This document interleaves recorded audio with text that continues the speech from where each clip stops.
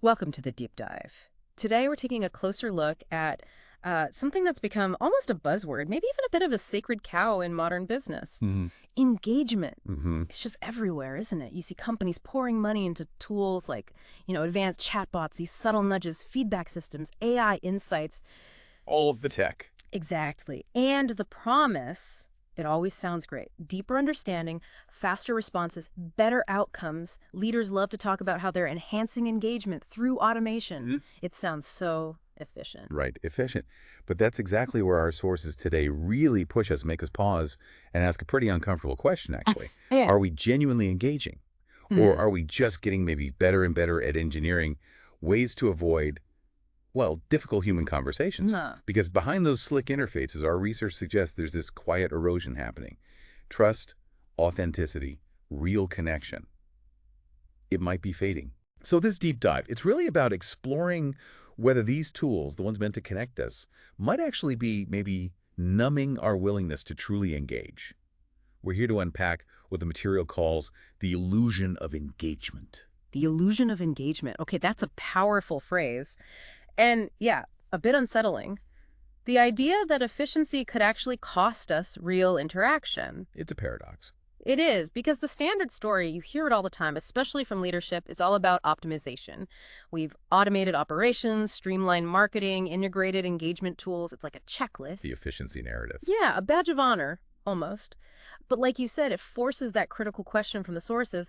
Are we really adding value here, or are we maybe just avoiding people, creating distance? Hmm. Because technology, I mean, it makes us faster, it makes us smarter in many ways, sure, but could it also be making us more evasive? Well, that's the false comfort these tools can offer, right? Yeah. It's subtle. They often come in with good intentions, make things easier, gather data, understand sentiment. Sure, makes sense. But they can easily become detours. Like, take a chatbot. It simulates attention perfectly. It finds keywords, gives quick replies. Right, the instant answer. But it doesn't truly listen. It can't catch the sigh, the frustration, the anxiety behind the words. Yeah. It lacks that human layer. Yeah, the context. Exactly. Or a pulse survey. You get neat charts, percentages, 30% dissatisfied. Okay. But why? Yeah. What happened? There's no context. It's just a number. It's flat data. It is. And nudges, they can push a behavior, yeah, but they often bypass the actual belief, the why behind someone's actions. You get compliance, maybe, but not conviction. So we feel productive using these tools. We feel like we're engaging. But what we might actually be doing is dodging the messy stuff, Yeah. the unpredictable, emotional, sometimes awkward, but deeply revealing parts of real conversation. That distinction, simulating attention versus really listening, that feels key. It makes me think about those times companies do engage, but it's often, well, under duress, right? The sources mention this reactive engagement. What's that about? Ah, yes. Reactive engagement. You've probably seen this play out. It's that classic scenario.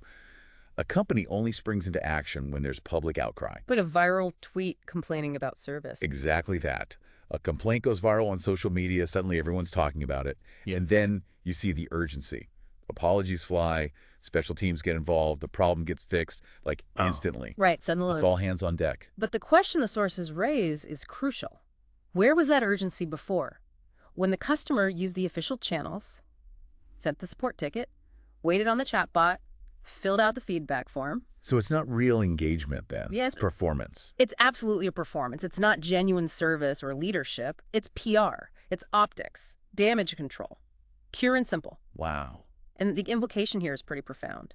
When a company only acts under public pressure, when the quiet voices get ignored until they become a loud mob, well, you're basically training your customers and your employees too that politeness doesn't work. You have to shout to be heard. That's the message they receive. Want action, make noise, cause a scene. So it's not building trust. It's not proactive problem solving. It's managing perception, and it actually encourages that kind of public shaming culture. That's a really sobering point. Okay, so connecting the dots. The tools aren't bad in themselves, but they become mirrors for our avoidance. We're not scaling engagement, we're scaling avoidance. The sources had that powerful imagery. Instead of creating openness, we've built walls of automation. Instead of inviting discovery, we're pre-programming responses. Instead of nurturing acceptance, we're reducing people to data points. That feels like a fundamental shift. Yeah, it really nails it, doesn't it? And again, the tech isn't the villain here. A chatbot for FAQs, great. A survey for broad trends, useful. The issue is how they're used. The intent behind it. Yes. As the material puts it, they're too often used as a shield against the emotional labor of leadership. And why? Because real conversations. They're hard work. They are. They need vulnerability. You have to be present, really listen. You need patience. You need to handle discomfort. Things that don't show up on a dashboard. Exactly. Tools offer control, speed, clean data, check the box, move on. It gives the illusion of engagement without the, the messy human bit. It's easier to look at analytics than sit with someone's frustration. Yeah. But leadership isn't a checkbox. The source says it perfectly. It's a contact sport.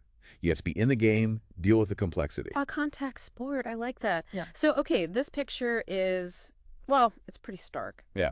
Is there a way out? Do the sources offer a path forward for leaders who want to use tech but keep that human connection genuine? Yes, absolutely. And this is where it shifts from diagnosis to potential solutions. It's not about ditching technology. It's about recentering how we use it. Okay. The sources introduce a model for this called the H.U.M.A.N.E framework. Think of it as a guide for meaningful engagement in our digital world, using tech as a bridge, not a barrier. H.U.M.A.N.E. Okay, that sounds promising. How does it work? What does it help leaders do differently? Well, the H.U.M.A.N.E framework is really about keeping us grounded, making sure our systems invite dialogue, they don't shut it down. It's about shifting from just collecting data to actually cultivating understanding. So, more depth, less, just volume. Precisely. Like the H is for human-centered design, make tools serve real needs, not just shield leaders. U is for understanding over input-focused metrics on meaning, not just motion. Are we getting it or just counting interactions? Right. M is meaningful metrics capture the why, the qualitative, not just numbers. A is crucial. Authentic presence. Leaders need to show up, be present where automation creates absence. Be visible, be accessible. Yes. And N and E are about nurturing dialogue and empathy as the core. Yeah. It's a reminder. Listen first. Yeah. Not just when things get loud, but maybe especially when it's quiet. Yeah. It's often where the real insights are. Before the storm hits. Exactly. Your day. Because what gets lost in this illusion of engagement is huge, isn't it? Openness becomes guarded input. Curiosity becomes templated questions. Sincerity, scripted empathy. Discovery gets limited to predefined choices. We end up mistaking signals for understanding, analytics for empathy. This framework is about reclaiming that. It sounds like a fundamental mindset shift then, not just another process. So the real challenge for leaders now is, in this world obsessed with optimizing everything, genuine connection is becoming incredibly rare. And incredibly valuable. The most valuable currency, perhaps. I think so. We all need to reflect on this. The leaders who thrive tomorrow won't just be the tech masters. They'll be ones brave enough for the real conversations. Let's not mistake input for insight. Let's not hide behind interfaces when interaction is what's needed. And really crucially, let's not confuse scalability with sincerity. They're not the same thing. Because at the heart of every great company is not a system. It's a series of conversations that someone had the courage to start.